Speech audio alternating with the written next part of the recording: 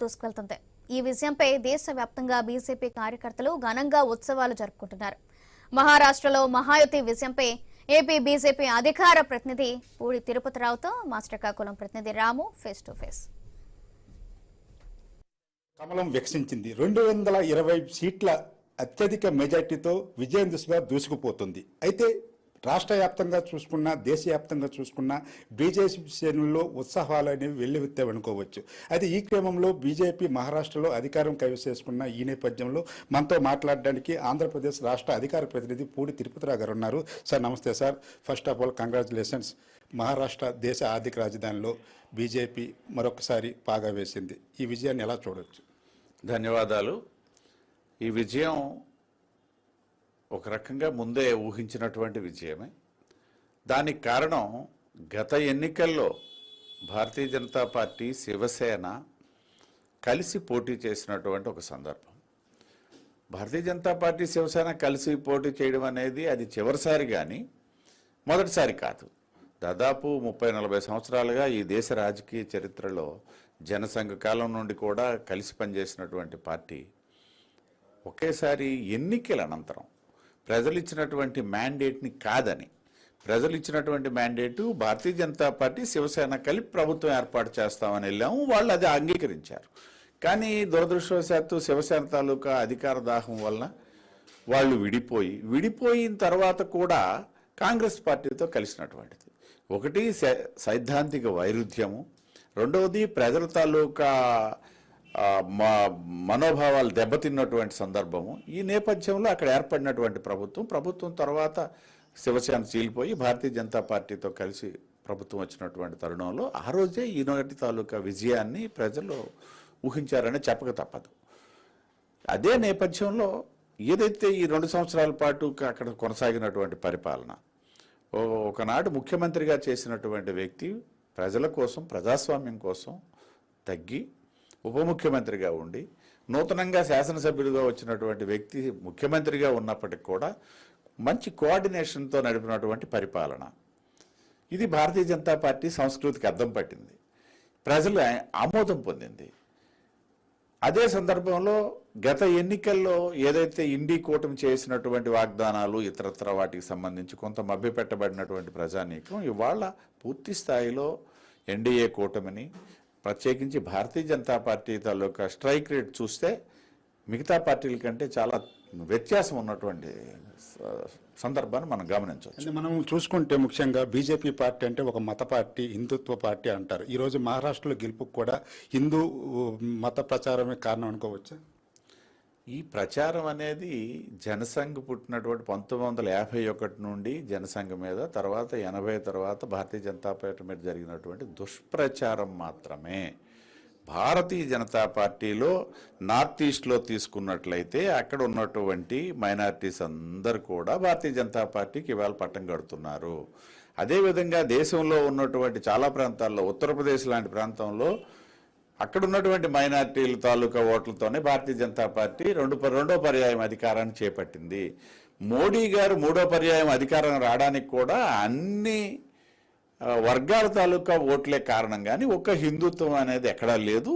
హిందుత్వం అనేది భారతీయ జనతా పార్టీకి సంబంధించి ఉన్నటువంటి ఒక అజెండాలో ఒక భాగం మాత్రమే.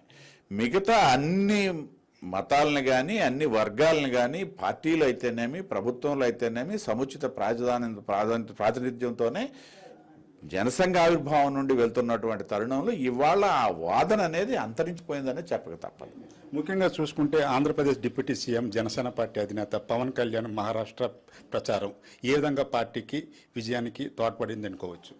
ఖచ్చితంగా ఆంధ్రప్రదేశ్ రాష్ట్ర ఉప ముఖ్యమంత్రి, జనసేన అధినేత పవన్ కళ్యాణ్ గారి ప్రచారం అనేది అక్కడ ఒక స్థాయిలో ప్రభావం చూపించిన మాట వాస్తవం. ఎందుకంటే పవన్ కళ్యాణ్ గారికి ఉన్నటువంటి ఏదైతే ఆ ఫాలోయింగ్, ప్రజల్లో ఉన్నటువంటి ఆ క్రేజ్ ఏదైతే ఉందో అది దేశవ్యాప్తంగా ఉన్నటువంటి సందర్భం. ఆయనకు ఉన్నటువంటి ఫాలోయింగ్ నేపథ్యంలో ఆయన ఎన్డీఏ కూటమికి ఒక ముఖ్యమైనటువంటి నేత అని చెప్పేసి ప్రధాని నరేంద్ర మోడీ గారు ఎన్డీఏ ప్రతిపక్షాల సమావేశంలోనే ప్రకటించినటువంటి సందర్భాన్ని గుర్తు చేసుకుంటే ఇవాళ వారి తాలూకా ప్రచారం అనేది మహారాష్ట్రలో ఖచ్చితంగా ఎన్డీఏ కూటమికి యాడ్ అయ్యింది. దాని ఫలితం కూడా దీనికి దోహదపడింది. లోక్సభ ఎన్నికల్లో గత దశాబ్దం పాటు చూసుకుంటే మోడీ ప్రధానంగా ఆధిత్యంతో నడిచిన బీజేపీ పార్టీ గత లోక్సభ ఎన్నికల్లో మెజార్టీ తగ్గింది. ఇప్పుడు మహారాష్ట్ర గెలుపుతో మళ్ళీ బీజేపీ పుంజుకుందనుకోవచ్చా? వాస్తవానికి గత ఎన్నికల్లో సీట్లు తగ్గినప్పటికి కూడా మోడీ గారి పేరు పెట్టుకొని భారతీయ జనతా పార్టీ ఎన్డీఏ కూటమి ప్రజల్లోకి వెళ్ళినందువలన తగ్గిన ఓట్లు అయితే లేవు. ఓట్ల శాతం అదే విధంగా కొనసాగింది. సీట్లు తగ్గడానికి ఇండీ కూటమి పేరు చెప్పి లేని ఐక్యతను ప్రదర్శించి వెళ్ళినందువల్ల కొంత సీట్లు తగ్గిన మాట వాస్తవం. ఇవాళ ఏదైతే సాధారణ ఎన్నికల తర్వాత జరుగుతున్నటువంటి శాసనసభ ఎన్నికలు వరుసగా చూసుకుంటే మొన్న జరిగిన ఎన్నికలైతేనేమి, ఇవాళ జరిగినటువంటి ఎన్నికలైతేనేమి, ఈ ఫలితాలు అయితేనేమి, ప్రజల్లో నరేంద్ర మోడీ గారి క్రేజ్ అనేది పెరిగింది. వారి పరిపాలన పట్ల దేశంలోనూ ప్లస్ అంతర్జాతీయంగా వారు సాధించినటువంటి విజయాల పట్ల కూడా ప్రజల్లో సరైనటువంటి రీతిలో స్పందన వస్తుంది. వారికి గతంలో కంటే ఇప్పుడు ఓట్ల శాతం పెరుగుతుందే తప్పిస్తే తరిగే ప్రశ్నే లేదు. మనం చూసుకుంటే భారతదేశంలో 2027లో జమిలీ ఎన్నికలు వస్తావనేసి ఒక వాదన అయితే ఉంది. అది మహారాష్ట్ర ఎన్నికల్లో బీజేపీ ఘన విజయం సాధిస్తే బీజేపీ జమిలీకి వెళ్తుందని కూడా అనుకున్న పరిస్థితి ఉంది. ఇప్పుడు మహారాష్ట్రలో పూర్తిగా విజయం సాధించారు.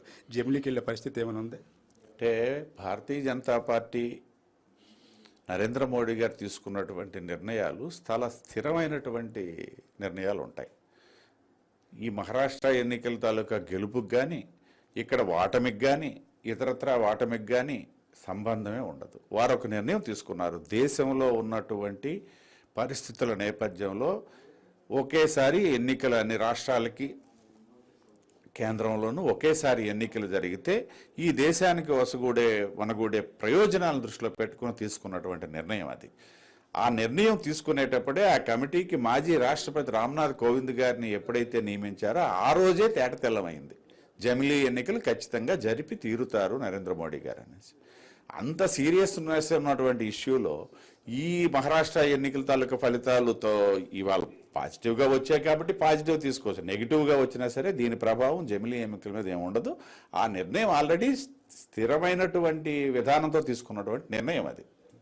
ఇప్పుడు చూసుకుంటే జార్ఖండ్ ఎన్నికలకు సంబంధించి కొంత వెనకబడినట్లు బీజేపీ కనిపిస్తున్న పరిస్థితి ఉంది. కారణాలు ఏంటి అవ్వచ్చు? అంటే జార్ఖండ్ రాష్ట్రం తాలూకా రాజకీయ పరిస్థితి కొంచెం వేరు.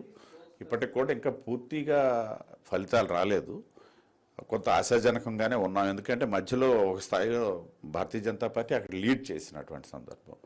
రాజకీయ అనిశ్చితి నేపథ్యంలో కొన్ని చిన్న రాష్ట్రాల్లో చిన్న తేడాలు జరుగుతుంటాయి.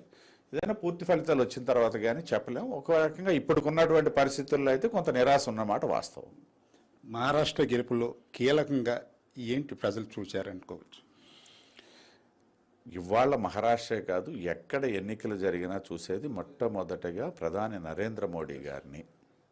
భారతీయ జనతా పార్టీకి ఒక ప్రధానమైనటువంటి అస్త్రం అనండి, లేకపోయినట్టయితే వ్యక్తి అనండి, ఏదనండి, నరేంద్ర మోడీ గారిని పట్టుకొని ఏ కార్యకర్త అయినా మేము ప్రజల వద్దకు వెళ్ళటం జరుగుతుంది. విచిత్రమైన పరిస్థితి ఏంటంటే కార్యకర్త చేరుకోలేని ఇంటికి నరేంద్ర మోడీ గారు చేరుకున్నారు. ఆ నేపథ్యంలో ఈ విజయాల పరంపర కొనసాగుతుంది. Thank you sir. ఏదైతే దేశ ఆర్థిక రాజధాని మహారాష్ట్రలో బీజేపీ జెండా వేయడం వెనుక ప్రధాని నరేంద్ర మోడీ తాలూకా సంక్షేమ పాలనే ముఖ్యమని చెప్తున్నారు. అదేవిధంగా ఆంధ్రప్రదేశ్ సంబంధించి చూసుకుంటే డిప్యూటీ సీఎం పవన్ కళ్యాణ్ ప్రచారం కూడా ఎన్డీఏ గెలుపుకి భాగస్వామ్యం చెప్తున్నారు.